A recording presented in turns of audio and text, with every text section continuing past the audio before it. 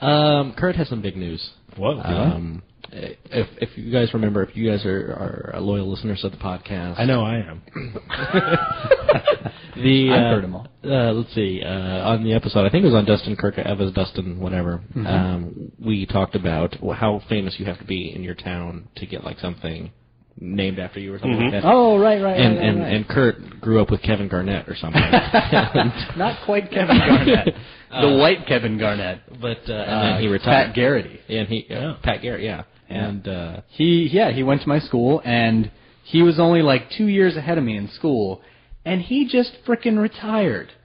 Right. Someone I know is retired. Someone I went to school with is retired. Yeah, you could retire and live off nothing. Live off trash. I would be a freegan at that point. Well, he had like knee problems or something. I don't know what the hell he had. He had millions. Do you need knees at that point? Carry me.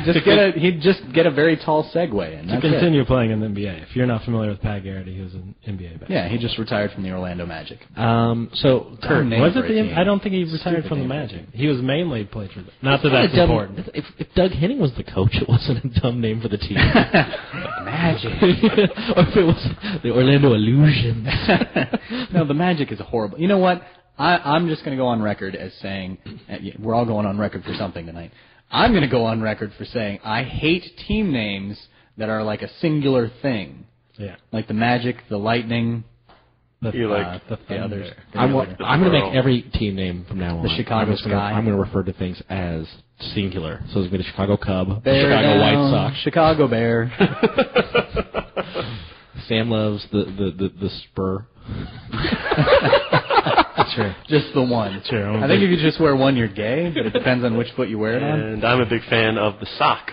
So now you are a big fan of the sock, though. You're a horrible, filthy sock. Now, Kurt, is that the only famous person you've ever met? No, I've met a handful of famous people. I like famous people. I used to tell this story. Jeez, wow. Could you guys take it outside? Are you going to like catfight here? Everything's fine. I used to tell this story about when I met Robert De Niro. Okay. And, because it was no big... Why does anyone give us signals? All right, go ahead, tell the story. But no, here's the point. It wasn't an exciting story. I met the guy, just kind of shook a hand, no big deal. So what I told people... How did you shake his hand? How long did you shake his hand for? Brief. He was just a good grip? Just a little... Was it good grip? Yeah, it was kind of a weak one because he was kind of passing through a crowd. A little clammy? Whole point is, it was not an exciting story, so I added one piece. Because I used to say, yeah, I met Robert De Niro, nice guy. I added one sentence and it made all the difference. Yeah, I met Robert De Niro, nice guy. Smells like Indian food. And that made all the difference in the world. From then on, it was a pretty decent story. Because he probably always smells like Indian food instead of he just eating it that day. But I think you were trying to signal to me to tell my John Amos story. Yes. And for the one that we covered ahead of time. Here's the thing. If anybody ever wants to like talk about things ahead of time so we know what we're going to talk about on the podcast, whenever I bring them up clearly on the podcast, we should talk about them. You know, we're all going to kick you in the junk for saying that. Yeah, probably. You've never talked about anything we've talked about talking about before the podcast. Okay, so... John Amos. You met John Amos. Beastmaster. For people that don't know... For the very few people that don't know who John Amos is. His body of work... Some people may not. I mean, he was... I don't. That's the point. I don't even know this guy. Why is he a celebrity? I have no idea who John Amos is. Okay. Do you remember the show Good Times? He was the father on Good Times. He was the father in Coming to America, one of the greatest movies ever made. He was McDougal, McDowell. James Earl Jones? He's the guy. The hotties. Yeah. Oh, okay, yeah. When he retired, he started that cookie company. We have the Golden Ark. The famous Amos cookies. Thank you. So anyway. Yeah, thanks, you did. Anyway, he came to my school. He came to my college. He was doing a one-man show. He made Oreos. Oh, come on. Okay, I'm sorry. Go ahead. Golden cream. All right. He did those Newman cookies, actually. Delicious. Sad. Yeah, Too soon for that Paul shit. Newman, yeah. Are you thinking Fig Newtons? Yeah, Fig Newmans, yeah. They were delicious. Why didn't Paul Newman ever make those? Damn it! Oh, that's such a good idea. Now he's dead. All right. Now no one will ever make them. That's because he died. That's going to be the big regret in his family. Didn't ever make Fig Newmans. Wayne Knight can make them. Newmans. That'll be the commercial. He'll eat one. It'll be delicious. Anyway, Paul... Hello, Newmans. John Amos came to my college, talked to us about acting, and we were like, what's it like to be an actor? What's it like to work in Hollywood? Blah, blah, blah. All he wanted to talk about was how much he fucking hates Bruce Willis. Bruce Willis. It was like star of Moonlighting. And, I'm not familiar with his work. He was in Die Hard 2 with Bruce Willis, and the story goes, there's a part in Die Hard 2 where John Amos is leading this military group. They land in a chopper, they all hop out of the chopper, and they run into camera, right? So John Amos is like, we look kind of dumb coming out of this helicopter. We're highly trained military people. We should look better. So he spends the whole lunch break with these extras, training them how to jump out of a helicopter in a good synchronized way. So they do that on set, and everybody's like, hey, Bruce, what'd you think of John's work over there? And he's like, man, they look like a bunch of clowns. And so John Amos never got over this. Ever. It doesn't matter. He's won awards. He was in Roots, for God's sake. And he's just like, Bruce Willis thinks I'm a clown. And he was pissed. Every time we'd ask him any question, it would come back around to people like Bruce Willis. Let's just talk about Bruce Willis.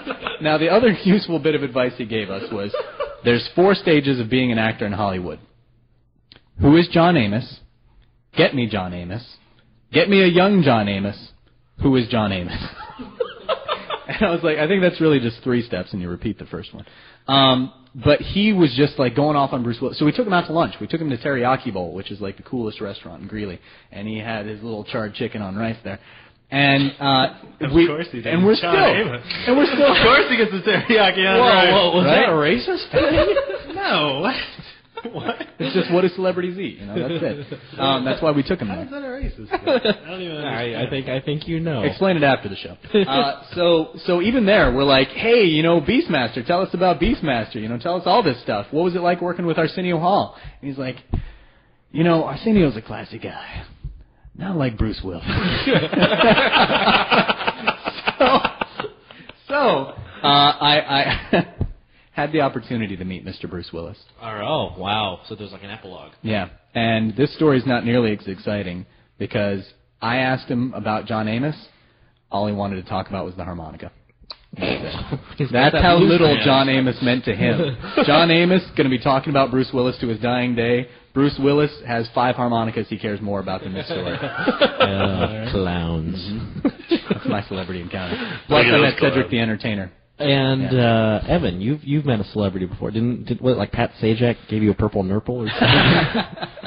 That's nothing. I don't like remember the story. Well, I've met Fortune, which was really odd. I've met growing up in Evansville. Everybody meets Don Mattingly at one point, just because he's from Evansville. So I've met Don Mattingly. I met one of his daughters. There you go.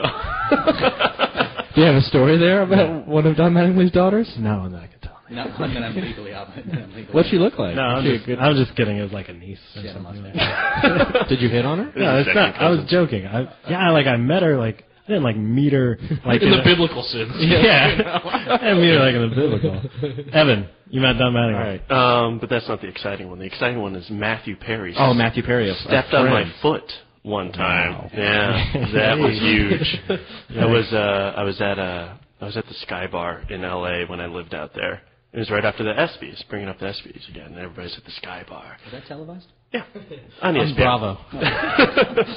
Actually, Bravo 2. The Deuce. Junior. And I was just hanging out in the lobby, and he comes, because it's in, I think it's in a hotel or something, Sky Bar, and he comes roaring out of there, and before I even realized who it was, stepped right on my foot, didn't miss a beat, kept right on walking. I'm like, excuse me. And he didn't turn around. Because when I said excuse me, I didn't know who it was. And I'm like, oh, Matthew Perry stepped on my foot. You should have said it sarcastically, like Chandler. Oh, what? I'm not standing here? Could you step on my foot a little harder? He was a lot fatter than I thought it was going to be. Was it after the drug thing? After he had all the prescription drugs? Because he kind of... I guess he fluctuates a lot. But good for him for getting off that. That's what I hear. But excellent in the whole 9 yards or whatever with... Not so good with Bruce Willis. Bringing it all the way back around.